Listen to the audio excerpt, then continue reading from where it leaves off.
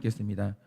그들이 겟세마네라 하는 곳에 이름에 예수께서 제자들에게 이르시되 내가 기도할 동안에 너희는 여기 앉아 있으라 하시고 베드로와 야고보와 요한을 데리고 가셨으에 심히 놀라시며 슬퍼하사 말씀하시되 내 마음이 심히 고민하여 죽게 되었으니 너희는 여기 머물러 깨어 있으라 하시고 조금 나아가사 땅에 엎드려 되있는 대로 이때가 자기에게서 지나가시기를 구하여 이르시되 아빠 아버지여 아버지께는 모든 것이 가능하오니 이 잔을 내게서 옮기시옵소서. 그러나 나의 원대로 마시옵고 아버지의 원대로 하옵소서 하시고 돌아오사 제자들이 자는 것을 보시고 베드로에게 말씀하시되 시몬아 자느냐 내가 1시간도 깨어 있을 수도 없더냐 시험에 들지 않게 깨어 있어 기도하라 마음에는 원이로되 육신이 약하도다 하시고 다시 나아가 동일한 말씀으로 기도하시고 다시 오사 보신즉 그들이 자니 이는 그들의 눈이 심히 피곤함이라 그들이 예수께 무엇으로 대답할 줄을 알지 못하더라. 세 번째 오사 그들에게 이르시되 이제는 자고 쉬라 그만 되었다 때가 왔도다 보라 인자가 죄인의 손에 팔리느니라. 다 같이 읽겠습니다. 일어나라 함께 가자 보라 나를 파는 자가 가까이 왔느니라. 아멘. 기도하겠습니다. 주님 오늘도 정말 주님의 고난 가운데 오늘 우리가 그 마음을 알고자 또한 우리 또한 그 인생 가운데 동참하고자 오늘도 우리가 온라인으로 가정에서 그리고 현장에서 우리가 깨어 이 말씀을 묵상합니다. 주님 이 한 주 동안 우리에게 주시고자 하는 말씀이 무엇입니까? 주님께서 우리에게 깨우고자 하는 것은 무엇입니까? 오늘 우리가 듣게 하여 주시고 적용케 하여 주시고 우리의 영혼이 살아서 깨어 일어날 수 있도록 주께서 역사하여 주시옵소서. 믿사오며 살아계신 예수님 이름 받들어 기도드립니다. 아멘. 네, 오늘 함께 이제 말씀을 나누려고 하는데요. 제가 이거는 공식적인 것은 아닙니다. 제가 개인적으로 예수님의 인생을 때로 나눈다면 저는 세 가지의 때로 나누고 싶은데요. 맨 처음 예수님은 아들의 때를 사시면서 아버지인 요셉의 양육 아래서 목수의 일을 배우셨고 어머니 마리아에게 의존하시면서 어머니에게 양육을 받으셨습니다. 그러니까 예수님은 맨 처음에 이 땅에 오셔서 제일 잘 사신 때가 언제냐면 아들의 때를 사신 거예요. 그 다음으로 아들의 때를 잘 사신 예수님은 이제 본격적으로 사역자의 때를 사시는데요. 이때는 정말 1분 1초를 아껴가시면서 눈 뜨면 가르치시고 전파하시고 치유하는 삶은 정말 열심히 사셨습니다. 사역자의 때를 사신 거죠. 그리고 이 시기의 특징적인 것이 뭐냐면 예수님은 사역을 하면서 어떤 경우에도 이 기도를 게을리하신 적이 없었는데 이때 예수님의 기도 시간을 비유하자면 물속에 들어가는 잠수부가 산소를 공급받는 시간이었다. 이렇게 생각할 수 있습니다. 왜냐하면 예수님의 사역의 현장이라는 것은 정말 치열했는데 너무 많은 사람들이 몰려왔기 때문에 피곤하기도 했지만 사역의 현장에는 예수님을 지지하는 사람만 있는 게 아니었습니다. 거기에는 예수님을 죽이려는 사람들도 너무 많았기 때문에 사역을 하는 동안 예수님이 너무 숨막혔거든요. 압박감이 말로 할 수 없었던 거죠. 그런데 그 긴장되고 피곤한 시간을 마칠 때마다 그리고 기도할 때마다 하나님 아버지가 산소 같은 은혜를 공급하시는 거예요. 하나님 아버지와 성령님이 얼마나 예수님을 위로하시고 힘을 주셨는지 기도만 하면 예수님은 회복되셨고 충전되어서 그렇게 오셨습니다. 이렇게 예수님은 말씀과 기도의 힘으로 사역자의 때를 잘 보내셨어요. 그런데 오늘 말씀이 정말 중요한 이유가 뭐냐면 정확히 오늘 말씀부터 예수님이 세 번째 때로 들어오시는데 딱 오늘 말씀부터는 예수님이 죽음의 때를 사시게 됩니다. 그러니까 이후로 나오는 모든 예수님의 말과 행동은 사역의 때를 끝내고 오직 죽기 위한 발걸음을 진행하시는 거예요. 완전히 다른 차원으로 들어오시는 거죠. 그런데 예수님이 죽음의 때로 들어오시는 이 순간 이 본문에서 볼 수 있는 가장 큰 특징 하나를 봐야 되는데요. 지금 예수님이 경험하시는 이 시간은 예수님 인생에서 가장 어둡고 가장 힘든 시간이에요. 그 어떤 시간과 비교도 할 수 없이 지금 이 시기는 너무 힘든 시간이에요. 그런데 가장 힘겨운 이 때를 앞두고 역시나 예수님이 가장 먼저 하시는 게 뭡니까? 32절 말씀처럼 겟세마네라 하는 곳에 가서 기도를 하셨는데 누가복음 22장에 보면 이 기도가 습관을 따라서 한 기도라고 분명히 말하고 있습니다. 그러니까 예수님은 사역하시는 내내 기도하시면서 성령님이 공급하시는 힘에 의존했는데 3년 동안 이게 완전히 습관으로 굳어졌기 때문에 오늘 보게 되는 기도의 자리도 생각해서 오신 게 아니고요. 아, 힘들다, 기도하자. 이게 습관으로 이어진 거예요. 그런데 우리가 여기서 꼭 알아야 될 게 뭐냐면 기도하면 공급받는다는 이 사실은 예수님만 누리는 특권이 아니라는 거예요. 제가 분명히 말씀드렸지만 특별한 사랑은 없어요. 예수님만 받았던 은혜는 없어요. 모든 사람이 기도의 자리로 와서 절박하게 주님께 매달리면 모든 사람이 다 공급받아요. 이건 일반적인, 이 보편적인 은혜입니다. 그러니까 이 택자라면 누구든지 철저하게 겸손해져서 기도의 자리로 나아오고 하나님의 공급을 사모하기만 하면 이 땅에서 충만한 인생을 살 수 있고 계속되는 하나님의 공급을 경험할 수가 있습니다. 그러니까 예수님의 사역에서 벌어졌던 모든 기적, 지혜로운 대답, 그 귀한 설교는 전부 예수님이 혼자 만들어낸 게 아니라 성령께 완전히 의존해서 전부 다 공급을 받은 거예요. 근데 그 공급받는 통로가 뭐냐면 그게 바로 기도였다라는 거죠. 그러니까 잘 기억하세요. 순종하고 의존하면 공급받고 응답받는다. 이것은 영적인 세계의 공식이에요. 그런데 오늘 말씀에서 보게 되는 정말 중요한 사실이 뭐냐면 영적인 세계는 기계가 돌리는 세계가 아니라 인격적이신 하나님이 운행하시기 때문에 하나님의 인격적인 작정 아래서 이 공식이 뒤틀릴 때가 있어요. 이 공식이 달라질 때가 있다라는 거죠. 여러분 예를 들어서 욥은 성경에 분명히 기록된 바 하나님이 인정하시는 당대의 의인이었어요. 그리고 그가 얼마나 철저하게 회개했는지 자기가 지은 죄만 회개한 게 아니라 혹시 내가 인지하지 못한 다른 죄가 있을까 봐 그 죄를 회개하는 제사까지 늘 열심히 드렸던 사람이에요. 그러면 여기서 이 신실한 욥이 경험하는 공식이 뭐겠습니까? 하나님께 의지하고 거룩을 지키는 자는 공급받고 은혜 받는다. 이게 일반적인 공식이잖아요. 그래서 실제로 욥이요 자기 삶에 어마어마한 공급을 받습니다. 자녀들이 잘 되고요, 소떼와 양떼가 많아지고요, 그의 삶에 질병이 없었습니다. 너무너무 아름다운 삶을 살았어요. 그런데 신앙생활에는 이게 중요한 거예요. 그런데 갑자기 어느 날 욥의 입장에서 보면 도저히 알 수 없는 원인에 의해서 내가 알던 영적인 공식들이 하나하나 다 틀어지기 시작해요. 다시 말해 갑자기 욥의 인생에 걷잡을 수 없는 고난이 오기 시작하는데 그 고난이란, 잘 들으세요, 죄를 지어서 오는 고난이 있어요. 죄를 지었기 때문에 오는 징계의 고난은 있습니다. 그런데 욥은 그게 아니었어요. 욥의 삶이 달라져서 온 고난이 아니었다는 거죠. 여러분 욥은 늘 습관을 따라서 거룩하게 살고 있었어요. 변하지 않았어요. 그런데도 그의 삶이 비참하게 무너지는 이해할 수 없는 변수가 일어나기 시작하는 거예요. 공식이 틀어지는 거죠. 내가 아는 하나님은 이렇게 일하는 분이 아닌데 갑자기 내가 알 수 없는 하나님이 등장하기 시작하는 거예요. 그러니까 우리가 신앙생활을 하다 보면 어제까지 잘 되던 기도가 오늘 갑자기 막히고 갑자기 내 삶의 균형이 깨지고 고난이 들이닥칠 때가 있는데 예수님에게는 바로 오늘이 이날이었던 거예요. 예수님에게도 이날이 오는 거예요. 자, 지금까지 예수님의 사역이라는 것은 늘 공식대로 했어요. 철저하게 거룩한 삶을 살고 습관을 따라 의존하고 기도해서 하나님께 공급을 받는다. 이게 예수님의 패턴이에요.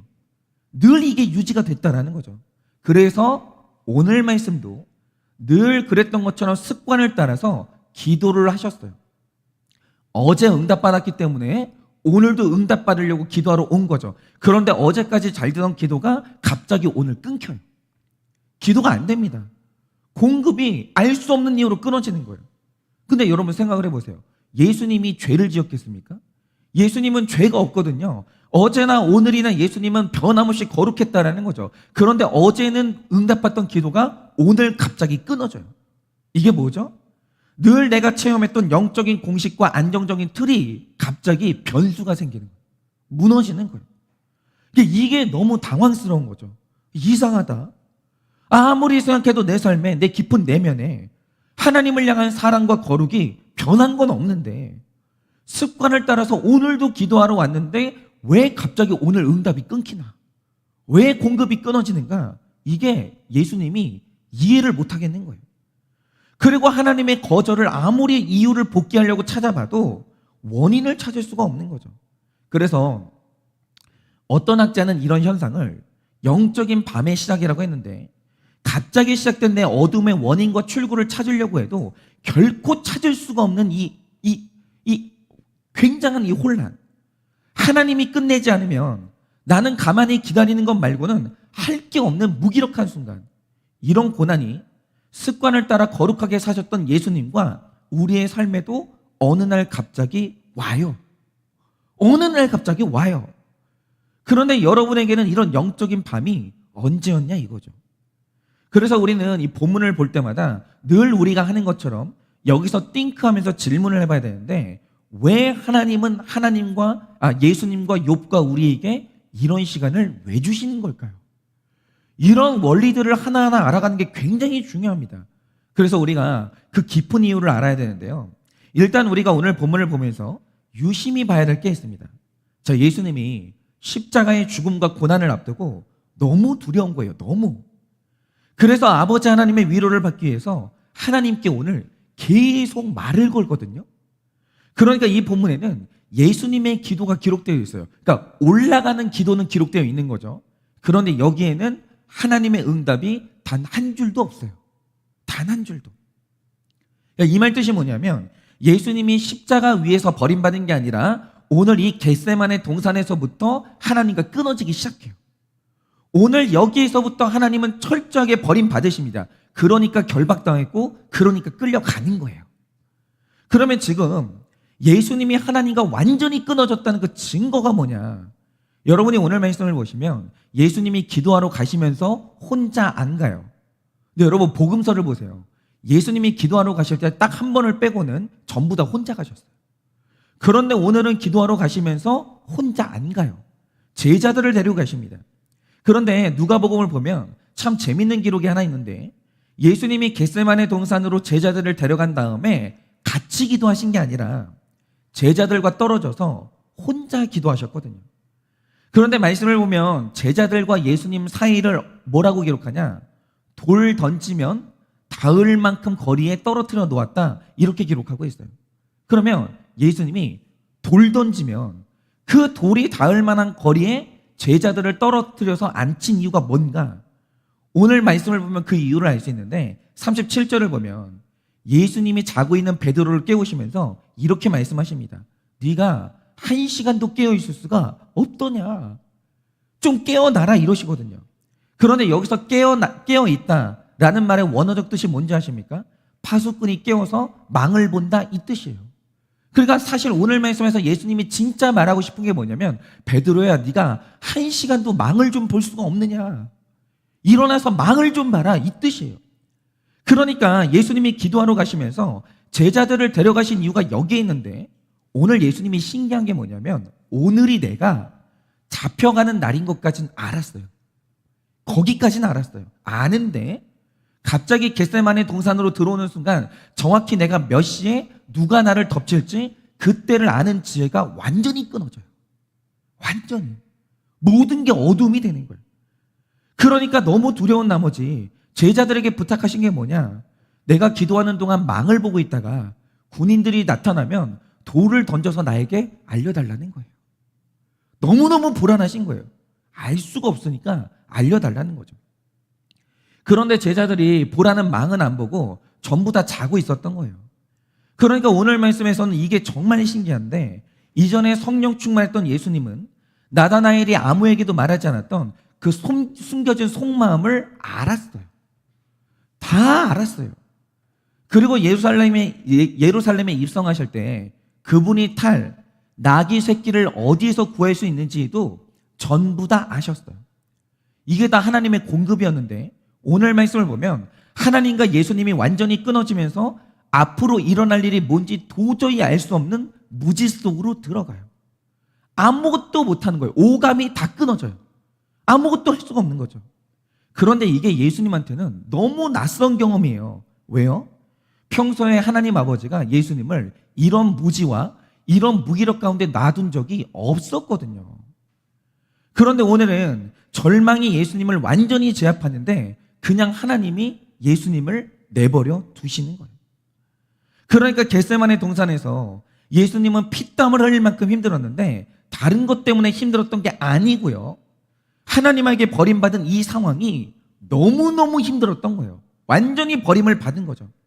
그런데 바로 여기에서 너무나 신기한 영적인 원리가 하나 기록되는데 이 고난의 때 일어나는 반전이 뭐냐? 누가복음 22장 43절 44절을 보면 예수님이 완벽한 절망에 빠지면서 육체의 힘이 완전히 제압이 됐거든요. 눈도 어두워지고 지각도 어두워져요. 그런데 그때 사람의 오감에는 포착되지 않았지만 분명히 일어났던 일을 성경이 기록하고 있는데 성경은 이렇게 기록합니다. 천사가 하늘로부터 예수께 나타나 힘을 더하더라. 예수께서 힘쓰고 애써 더욱 간절히 기도하시니 땀이 땅에 떨어지는 핏방울 같이 되니라 라고 해요. 여러분 뭐죠? 예수님은 지금 할 수 있는 게 아무것도 없어요. 아무것도 없어요. 완전히 육체가 제압이 됐습니다. 그런데 오히려 그때 천사가 엄청나게 활발히 일하고 있는 거예요. 하나님의 일이 가열차게 진행되고 있는 거예요. 그런데 이게 성경 곳곳에 이런 원리가 기록되어 있습니다. 그런데 그 중에서도 가장 극적인 기록이 뭐냐? 여러분 야곱은 자기 머리를 믿고 사람을 속이면서 살아온 사람인데 벌써 야곱은 아버지의 집에서부터 형을 속이고 아버지를 속이면서 자기 힘으로 모든 것을 성취했습니다. 그런데 성경을 보면 야곱이 승승장구하던 그때, 머리가 팍팍 돌아가던 그때 야곱에게 하나님이 나타났다거나 천사가 등장하는 것 같은 영적인 현상에 대한 기록이 전무해요. 한번 보세요. 야곱이 자기 아버지의 집에 있을 때 영적인 기록이 한 줄도 없어요. 그냥 거기에는 팥죽, 고기, 장작공 같은 육적인 기록밖에 없어요. 전부 다 거기서 그러고 사는 거예요. 그런데 창세기 28장으로 딱 넘어오면 이런 야곱이 부모 형제를 떠나서 오늘 말씀의 예수님처럼 광야로 들어오게 되는데 여러분 생각해 보세요. 야곱이 경험했던 광야가 어떠냐 이거죠. 일단 우리가 사진을 통해서 광야를 보면 광야에는 푸른색이 아무것도 없어요. 완벽한 황무지인데 거기서 길을 잃고 헤매다가 물이 떨어지잖아요. 사람은 거기서 죽어야 돼요. 아무것도 못해요. 아니 갑자기 거기서 땅을 팔 거예요? 뭘 할 거예요? 아무것도 없어요. 야자수 열매? 그런 게 없어요. 광야에서는 물 떨어지잖아요. 가만히 앉아있다가 죽는 거 말고 방법이 없어요. 또 여기는 일교차가 너무 심해서 낮에는 영상 40도까지 올라가거든요. 밤이 되면 영하 10도로 뚝 떨어져요. 그러니까 이런 데서 깜빡 정신 잊고 잠들잖아요. 죽는 거예요. 아무것도 못해요. 그러니까 야곱이 광야로 들어오는 순간 경험하는 게 뭐냐? 그동안 인생에서 잘 써먹었던 내 잔재주와 지혜가 여기서 아무것도 안 통해요. 아무것도. 그러니까 오늘 말씀에 예수님처럼 야곱이 광야로 딱 들어오는 순간 완전히 무기력해요. 인생의 노하우가 아무것도 안 통하는 거예요. 할 게 없는 거죠. 완전히 야곱의 육체가 제압이 됐는데 이상한 건 야곱의 육체가 제압이 되자 야곱의 인생에서 전혀 다른 세계가 열리는데 꿈을 꾸는데 한 번도 꿔본 적이 없는 영적인 꿈이 열리는 거예요. 근데 그 꿈을 보니까 자기를 돕는 천사들이 하늘과 땅 사이를 부지런히 오르락내리락 하는데 하나님의 섭리가 가열차게 진행되고 있는 거예요. 그런데 이 기록이요, 야곱의 인생에서 처음으로 나타나는 영적인 기록이에요. 처음으로 영적인 현상이 이때 일어나요. 그리고 엘리야를 볼까요? 그가 우상의 선지자 850명을 제압하면 당연히 아합과 이세벨이 회개할 줄 알고 그 공식을 믿고 열심히 사역합니다. 열심히. 정말 열심히 일해요. 그런데 이 모든 게 실패해요. 그리고 엘리야가 더 이상 할 수 있는 게 아무것도 없어집니다. 그러자 엘리야가 완전히 탈진하면서 엘리야가 광야로 도망가요. 그러니까 엘리야가 광야로 도망간 이유가 뭐냐면 할 게 없거든요. 쓸 수 있는 카드가 바닥이 난 거예요. 그러다가 힘이 완전히 빠진 그때 로뎀나무 아래 도착하게 되는데 여기서 이 로뎀나무 아래라는 것은 엘리야가 죽는 것만 남은 절망적인 자리거든요. 그런데 신기한 게 뭐냐, 이 절망의 자리에서요 엘리야가 인생에서 처음으로 천사를 만나요. 그런데 그 천사가 엘리야에게 물과 떡을 먹이고 그가 자는 동안 등을 계속 어루만져 줍니다. 그러니까 영적인 케어를 받게 되는 거예요. 그리고 나서 엘리야가 거기서 회복돼가지고 일어나요. 그러니까 우리가 여기서 볼 수 있는 아주 신비한 원리가 뭐냐면, 우리가 이 신앙생활하면서 인정해야 될 게 하나 있는데, 우리는 하나님이 운행하시는 영적인 세계를 다 알지 못해요. 그거는 불가능해요. 우리가 알 수 있는 건 구원에 필요한 아주 일부의 정보만 알 수 있는데, 그래서 왜 하나님이 우리 삶에 이 이해할 수 없는 고난을 주시는지 그 이유를 완벽하게 알 수는 없어요. 그런데 성경이 기록하는 바, 하나님이 모든 신자에게 육체가 제압되는 고난을 주시는 이유가 뭐냐? 아무 일이 없을지라도 갑자기 그런 시간을 주시는 이유가 뭐냐? 신기하게도 육체가 제압되면 영이 활발해져요. 영적인 세계가 활성화되기 시작해요. 그게 이상한 거죠. 여러분, 나의 육체가 완전히 제압될 때 천사들이 가장 역동적이고 활발하게 움직이기 시작해요. 이게 신기한 거죠. 그래서 내가 아무것도 할 수 없는 그 고난의 때에 이상하게 우리는 하나님을 가장 선명하게 만나고, 내가 아무것도 할 수 없는 그때에 말씀이 나팔 소리처럼 들리기 시작해요. 영적인 감각들이 깨어나기 시작해요.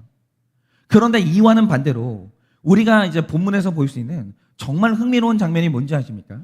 자, 지금 예수님이 죽어야 되는 때로 들어오시면서 정말 힘들고 고통스러운 시간을 보내고 계시거든요. 그래서 어떤 본문을 보면 이때 예수님이 피땀을 흘렸다고 기록하고 있어요.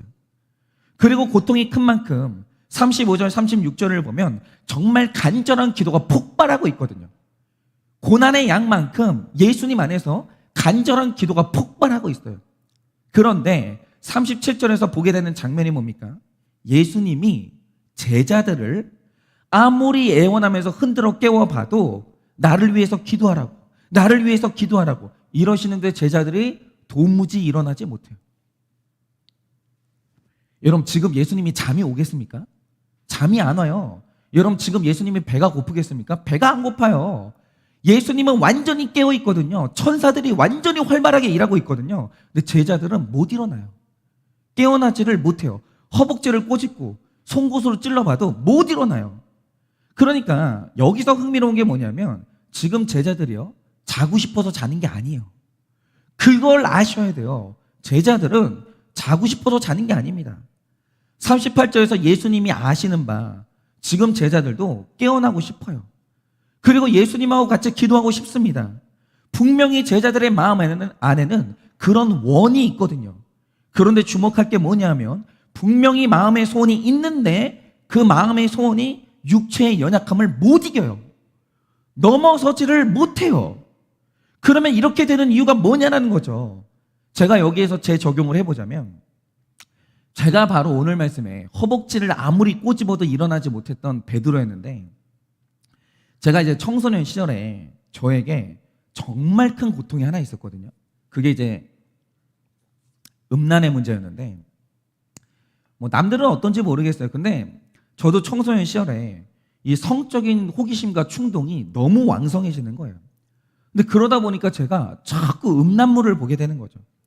그런데 충동 때문에 음란물을 보기는 해도 그걸 보고 난 다음에 기분이 좋았냐라고 하면 절대로 그렇지 않았어요.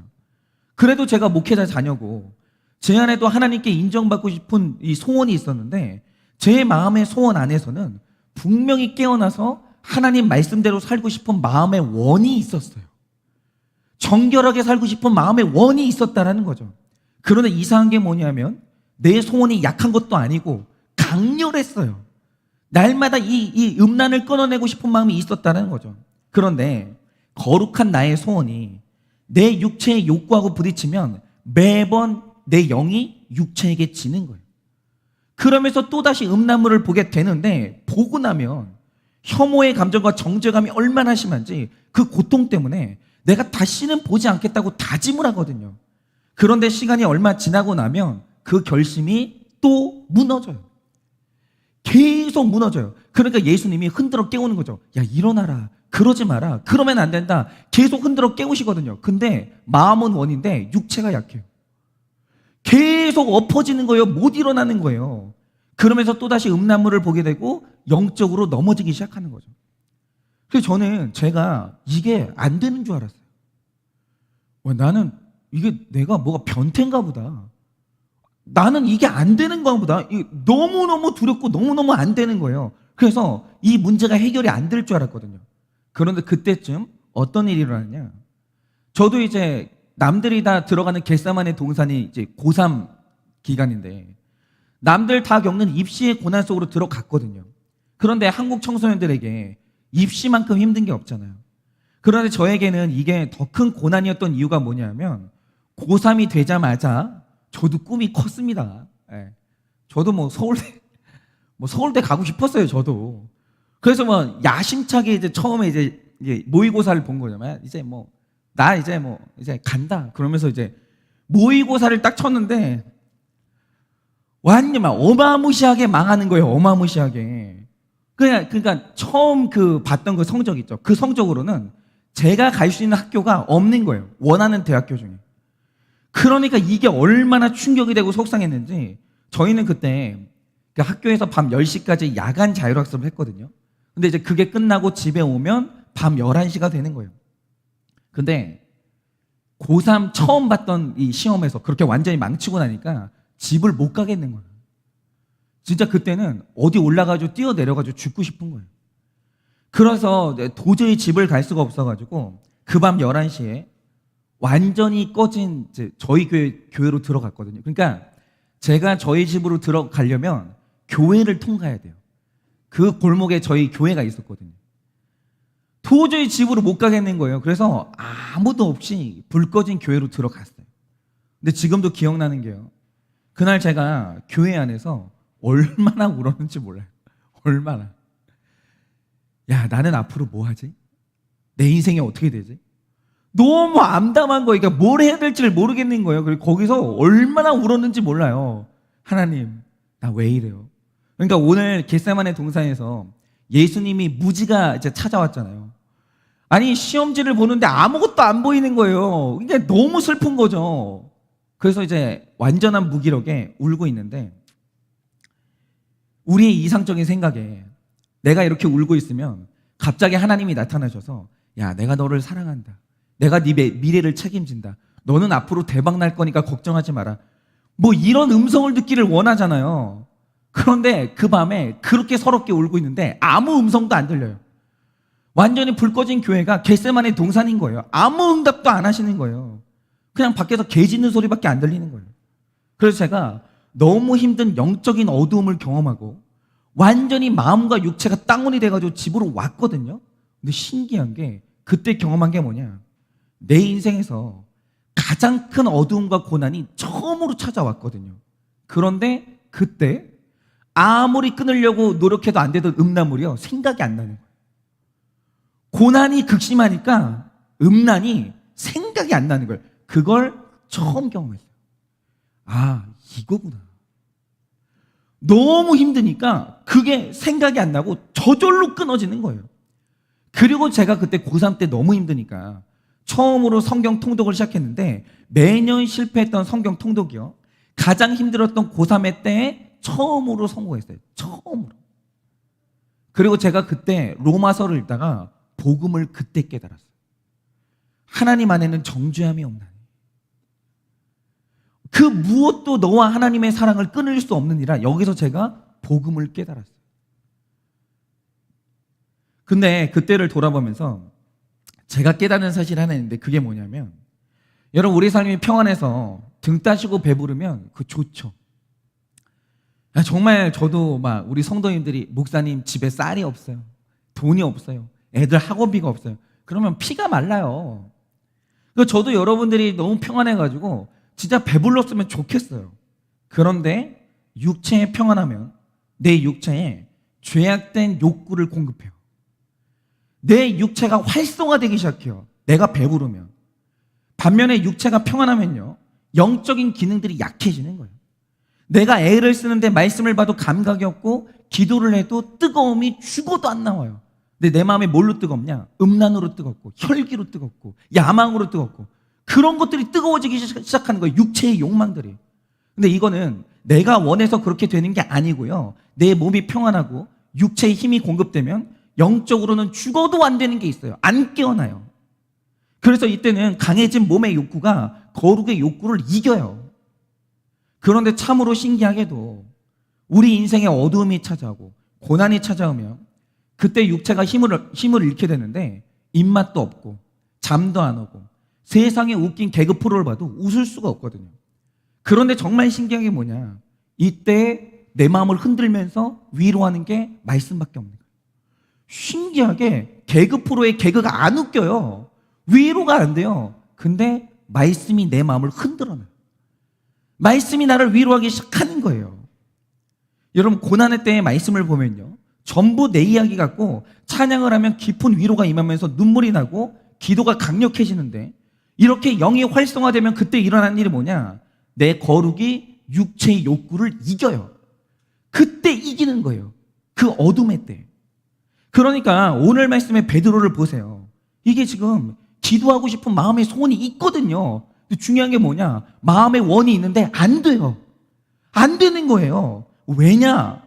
예수님의 고난은 예수님의 고난이지 내 고난이 아닌 거예요. 지금 제자들은요, 마음이 편해요. 예수님이 앞으로 십자가에 못 박혀서 죽는다는 사실을 몰라요. 그러니까 예수님의 고난이 내 고난이 아닌 거예요.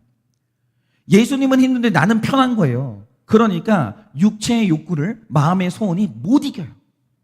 여러분, 바로 이겁니다. 이게 영적으로 어쩔 수가 없어요. 우리는 100% 죄인이기 때문에 내 마음의 소원만 가지고는 절대로 육체의 소욕을 이길 수가 없어요. 그게 안 되는 겁니다. 그런데 이상하게 내 영이 육체를 이길 힘을 얻게 되는 때가 있는데, 그게 언제냐? 영적인 어둠의 때에 내 영이 육체의 욕구를 이겨요. 그렇게 됩니다. 고난이 오면 내 영의 힘이 강해지기 시작하는데, 그러면 천사가 가열차게 일하기 시작하고 성령님도 강력하게 일하기 시작해요. 그래서 어쩔 수 없어요. 어쩔 수 없이 우리가 깨어나고 내 영성을 유지하기 위해서는 하나님이 정기적으로 영적인 어둠의 때를 줄 수밖에 없는 거예요. 그거는 그럴 수밖에 없어요. 그래서 제가 장담하건대 택자 중에 영적인 어둠의 시간을 겪지 않고 신앙생활하는 사람이 있냐라고 하면 그런 사람은 없습니다. 그럴 수가 없어요. 왜냐? 영적으로 어둠의 시간의 때에만 내 영성이 활발해지기 때문에 하나님이 우리를 사랑하시면 정기적으로 영적인 어둠의 시간을 줄 수밖에 없는 거예요. 그럴 수밖에 없어요.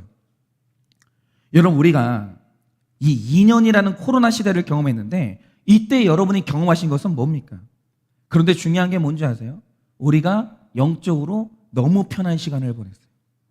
사역도 없죠, 봉사도 없죠, 아무것도 없는 거예요. 그냥 집에 앉아가지고 씻지도 않고 편안하게 소파에 앉아서 그 예배라고 할 수 있는지 모르겠는데 그걸 드리면서 우리가 너무 편한 시간을 보냈어요. 그래서 여러분이 아셔야 되는 게 있어요.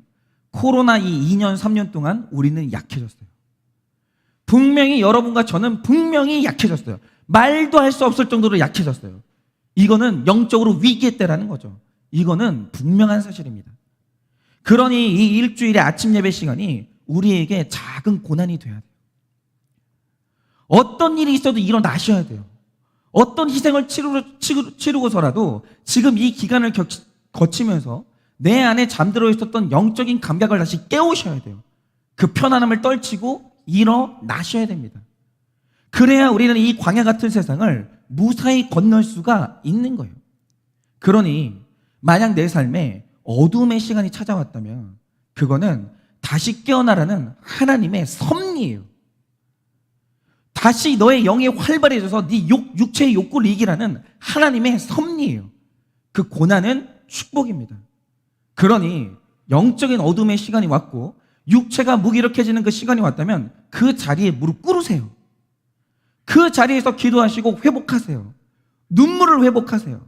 그래서 가장 영적으로 어둡고 내 육체가 무기력한 그때 육체의 소욕을 이길 힘을 얻는 여러분 되시기를 예수님의 이름으로 축원합니다. 여러분, 이 시간에 우리 오늘도 출근하시고 또 학교로 가는 모든 우리 지체들을 위해서 기도하고 축도하고 마치고요. 우리 지금 시간이 되시는 분들은 가정에서라도 좋으니까 각자의 자리에서 무릎 꿇고 기도하는 시간을 가지시기를 바랍니다. 기도하겠습니다. 하나님, 오늘 예수님께, 죄가 없으신 예수님에게 오늘 겟세마네 동산에서 영적인 어둠의 시간이 갑자기 들이닥쳤습니다. 왜인가? 아무리 출구를 찾으려고 해봐도 출구가 보이지 않고, 아무리 이기려고 해봐도 이길 수가 없는 이 영적인 무기력의 시간이 나를 덮쳤습니다. 그런데 지금 이 설교를 듣고 있는 우리 중에서도 이 영적인 어두움과 내 육체를 제압하는 강력한 이 고난이 우리를 덮친 분들이 있습니다. 주님, 이유가 무엇입니까? 그 이유가 무엇입니까? 하나님, 이 육체가 제압되는 이 고난의 때 내 안에서 다시 깨어나야 되는 영적인 세계가 있기 때문에 오늘 하나님께서 우리에게 이 고난을 허락하시는 것입니다.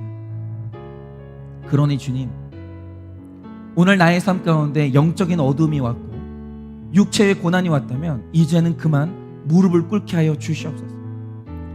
내가 그동안 끊지 못했던 죄를 끊는 계기가 되게 하여 주시옵소서.